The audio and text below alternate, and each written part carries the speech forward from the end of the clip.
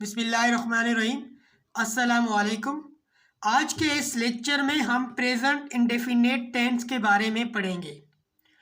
Present indefinite tense को English में simple tense भी कहते हैं। प्रेजेंट इंडेफिनिट टेंस का उर्दू में कंप्लीट मतलब है ज़माने हाल सादा। डेफिनेशन देखते हैं। It is used to express an action that takes place in the present once or regularly. ये एक ऐसा टेंस है जो किसी ऐसे एक्शन को बयान करता है जो प्रेजेंट में एक दफ़ा हो या बार बार हो। उस एक्शन को बयान करने के लिए हम प्रेजेंट इंडेफिनिट टेंस का इस्तेमाल करते हैं। It is also used to describe the habit of somebody, the nature of somebody.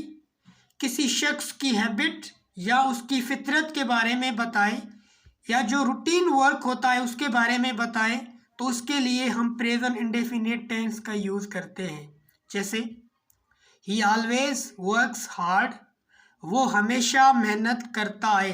अब हमेशा मेहनत करना ये उसकी क्या है, एक नेचर है, फितरत है उसकी। ऑलवेज हमेशा ये मतलब उसकी रूटीन है।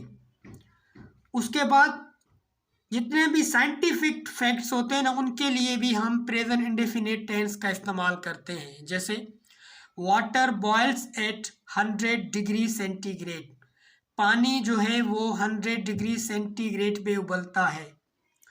उसके बाद जितने यूनिवर्सल ट्रुथ जो है उसके लिए भी हम प्रेजेंट इंडेफिनिट टेंस का इस्तेमाल करते हैं। यूनिवर्सल ट्रुथ से मुराद ऐसी कोई सच्चाई जिसको निगेट ना किया जा सके, मतलब जिसका इनकार ना किया जा सके। जैसे God helps those who help themselves, मतलब जितने भी जो प्रोवर्ब्स होते हैं मोस्टली वो हम प्रेजेंट इंडेफिनिट टेंस में यूज़ करते हैं। अच्छा, अब सवाल ये है कि how to identify a tense. किसी ज़माने को हम कैसे पहचाने कि ये ज़माना ये प्रेजेंट इंडेफिनिट है या ये पास्ट इंडेफिनिट है। किसी ज़माने को पहचानने के लिए हम साइंबल्स का यूज़ करते हैं। साइंबल्स का उर्दू में मतलब है निशानियाँ। अब जिस जुमले के एंड में ता है, ती है, ते है, ता हूँ, ती हूँ या ते हो आए, उससे हमें पता चलेगा कि ये जुमला प्रेजेंट इंडेफिनिट टेंस का है। जैसे मैं खत लिखता हूँ, अब लास्ट में आ रहा है ता हूँ, तो इससे हमें पता चल रहा है कि ये जुमला प्रेजेंट इंडेफिनिट टेंस का है। वो कपड़े इस्त्री करती है, लास्ट में आ रहा है ती है, तो इससे हमें पता चल रहा है कि ये जुमला प्रेजेंट इंडेफिनिट टेंस का है। अब आइए कंस्ट्रक्शन देखते हैं इसकी। फार्मूला, सबसे पहले जुमला हम अफर्मेटिव में बनाते हैं, एक सादा जुमला। अफर्मेटिव जुमले को बनाने के लिए सबसे पहले हम सब्जेक्ट लिखते हैं, उसके बाद मेन वर्ब की फर्स्ट फॉर्म लिखते हैं, उसके बाद हम लिखते हैं ऑब्जेक्ट। अब जैसे एक जुमला है मैं खत लिखता हूँ, सबसे पहले हमने फार्मूले के मुताबिक सबसे पहले हमने सब्जेक्ट लिखा, उसके बाद हमने वर्ब की फर्स्ट फॉर्म लिखी जो कि है राइट अ लेटर। लेटर क्या है, इस जुमले का ऑब्जेक्ट है। मैं खत लिखता हूँ, आई राइट अ लेटर। वो कपड़े इस्त्री करती है, शी प्रेसेस क्लॉथ्स। अब यहाँ पे ये शी सब्जेक्ट है, प्रेसेस ये वर्ब है और ये क्लॉथ्स ऑब्जेक्ट है। अच्छा, प्रेजेंट इंडेफिनिट के अफर्मेटिव में वर्ब के साथ एस और ईएस का इस्तेमाल किया जाता है। अब और किस सब्जेक्ट के साथ होता है, कहाँ पे होता है, आइए देखते हैं। मैंने एक सिंपल डेफिनेशन लिखी है एस और ईएस को समझने के लिए कि when subjects are third person singular, that is he, she, it, any one name या any singular noun, and verbs ends in ss, ch, sh, x, o, then es is added। अब यहाँ पे कह रहा है कि जब सब्जेक्ट थर्ड पर्सन सिंगुलर हो, जैसे ही, शी, इट और कोई सिंगुलर नाउन हो, और वर्ब के लास्ट में S S, C H, S H, X, O आए तो हम उसके साथ ई एस लगाते हैं। अब जैसे यहाँ पे ये जुमला है शी प्रेसेस क्लॉथ्स, जैसे यहाँ पे देखिए शी क्या है, ये she third person singular subject है और वर्ब के लास्ट में ये एस एस आ रहा है तो इसके साथ हमने ई एस लगाया तो ये हो गया प्रेसेस, शी प्रेसेस क्लॉथ्स। अच्छा, अब एस का इस्तेमाल हम कहाँ पे करते हैं, when subjects are third person singular that is he she it any one name. जब यही सब्जेक्ट थर्ड पर्सन सिंगुलर हो, he she it any one name या एनी सिंगुलर नाउन हो and verb does not end in S S C H S H X or O then only S is added. अब यहाँ पे कह रहा है कि जब यही सब्जेक्ट थर्ड पर्सन सिंगुलर हो और वर्ब के लास्ट में ये लेटर्स नहीं आए तो उसके साथ हम एस का इस्तेमाल करते हैं। अब कैसे, यहाँ पे देखें, वो अपने हाथ धोता है, ही वॉश हिज हैंड्स। अब यहाँ पे एस एच आ रहा है तो हमने लास्ट में वर्ब के ई एस लगाया तो वॉश से वॉशेज हो गया। उसके बाद अहमद प्लेज क्रिकेट। अब ये थर्ड पर्सन सिंगुलर सब्जेक्ट है और ये प्ले, ये जो वर्ब है इसके लास्ट में कोई ये इन लेटर में से कोई एक लेटर नहीं आ रहा तो हमने जस्ट क्या लगाया, एस लगाया। तो ये क्या हो गया, Ahmed plays cricket, Ahmed cricket खेलता है।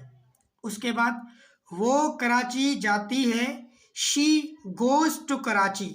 अब यहाँ पे देखिए इस वर्ब के लास्ट में, गो के लास्ट में ओ आया तो हमने ई एस लगा दिया तो ये गो से हो गया गोज। ही टेक्स टी, वो चाय पीता है। अब यहाँ पे ही भी थर्ड पर्सन सिंगुलर सब्जेक्ट है और टेक के साथ हमने एस लगाया तो ये टेक्स हो गया, ही टेक्स टी, वो चाय पीता है। अच्छा, अफर्मेटिव हो गया। उसके बाद हम निगेटिव जुमला बनाना सीखेंगे प्रेजेंट इंडेफिनेट में। निगेटिव बनाने से पहले हमें हेल्पिंग वर्ब चाहिए। अब प्रेजेंट इंडेफिनेट टेंस के जो हेल्पिंग वर्ब्स हैं वो हैं डू और डज। हेल्पिंग वर्ब्स का मतलब है मददगार फेल। Helping verbs are those which help verbs to make the sentence. अच्छा, हेल्पिंग वर्ब वो होते हैं जो मेन वर्ब को मदद करते हैं जुमला बनाने में। अब प्रेजेंट इंडेफिनेट के हेल्पिंग वर्ब कौन से हैं, डू एंड डज। डू के साथ हम I, we, you, they, any two names का इस्तेमाल करते हैं। एनी टू नेम से मुराद एनी टू कोई भी प्लूरल नाउन जो होते हैं उसके साथ हम डू लगाते हैं। उसके बाद he, she, it, any one name या एनी सिंगुलर नाउन के साथ हम क्या लगाते हैं प्रेजेंट इंडेफिनेट में, डज।